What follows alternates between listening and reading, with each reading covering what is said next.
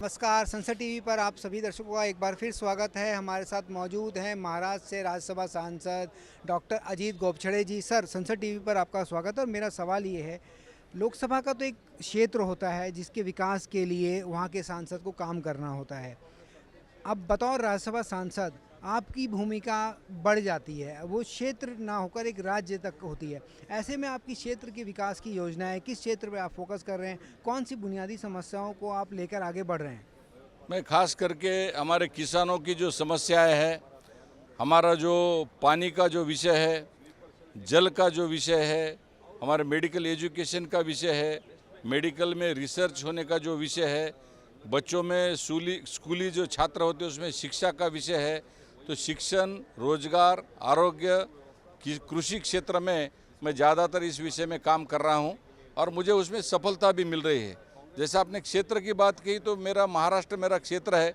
महाराष्ट्र क्षेत्र के लिए तो मैं कर रहा हूं, उसमें मराठवाड़ा का भी वहां से आता हूं जो सूखाग्रस्त एरिया है। हमारे मुख्यमंत्री देवेंद्र फडणवीस जी ने भी वहाँ पे एक मराठवाड़ा ग्रिड का एक योजना किया है, वो भी एक पायलट प्रोजेक्ट बोल के पूरे देश में सफल होने जा रहा है। इसी तरह से मैं मणिपुर, जम्मू कश्मीर, उत्तराखंड, मध्य प्रदेश, राजस्थान, यहाँ भी बहुत सारी समिति के माध्यम से वहाँ गया हूँ और बहुत सारी चीज़ें वहाँ से सीखने को मिली है। जैसे मणिपुर में ब्लैक राइस मिलता है, वो पूरे देश ने दुनिया में प्रसिद्ध है, जो मल्टीऑक्सीडेंट्स के माध्यम से वो कैंसर की बीमारी को ख़त्म कर सकता है। ऑर्गेनिक फ्रूट्स मिलते हैं, ऑर्गेनिक वेजिटेबल्स मिलते हैं, उसका अंतर्राष्ट्रीय व्यापार भी हो सकता है। ऐसी बहुत सारी चीज़ें राज्यसभा सांसद के माध्यम से, जैसे मैं ICMR पे सदस्य हूँ, तो रिसर्च मेडिकल स्टूडेंट्स में होना चाहिए।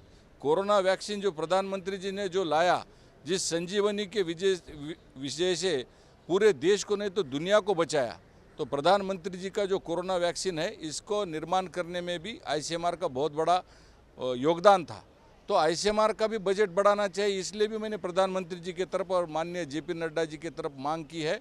और धीरे धीरे हमारे देश के शास्त्रज्ञ, वैज्ञानिक, देश के डॉक्टर्स, हमारे किसान, हमारे युवा और हमारे सारे आने वाली जो पीढ़ी है, वो बहुत बड़ा काम माननीय प्रधानमंत्री मोदी जी के नेतृत्व में करने जा रही है। सर, आपने बात करी संसदीय समितियों की, उसके माध्यम से देश के अलग अलग राज्यों में जाना होता है, जानना होता है, मुद्दों को समझना होता है। ऐसे में जब संसद चलती है, राज्यसभा में प्रश्नकाल के माध्यम से उठाते हैं विषयों को, अलग अलग शून्यकाल में उठाते हैं। वहीं हम संसदीय समितियों की बात करें तो संसदीय समितियों की भूमिका को आप कैसे देखते हैं? बहुत ही महत्वपूर्ण संसदीय समिति होती है। जैसे मैं हेल्थ पर हूँ, हिंदी राजभाषा पर हूँ, इसके साथ ही मैं कल्चर और टूरिज़्म पे हूँ। ये सारी संसदीय समितियाँ हर प्रदेश में जाकर अपना अपना कार्य सुचारू रूप से करती है, जिसका हमारे देश की एकात्मता, अखंडता, संप्रभुता के ऊपर एक बहुत बड़ी मदद मिलती है।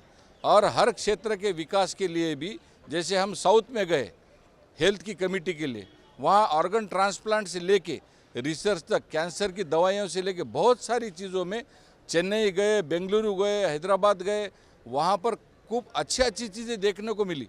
तो हम ये चाहते हैं कि ये जो संसदीय समितियाँ हैं, इनके विषय की वजह से देश भर में देश आगे बढ़ रहा है और उस विषय के माध्यम से देश प्रगति की राह पर जा सकता है। संसद टीवी से बात करने के लिए आपका बहुत बहुत धन्यवाद।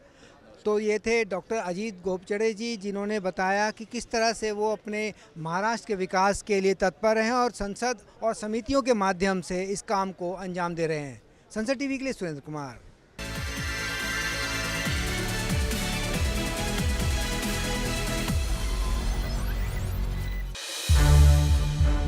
संसद टीवी के और भी प्रोग्राम्स देखने के लिए सब्सक्राइब करें हमारा YouTube चैनल और हाँ, इन्हें लाइक और शेयर करना ना भूलें।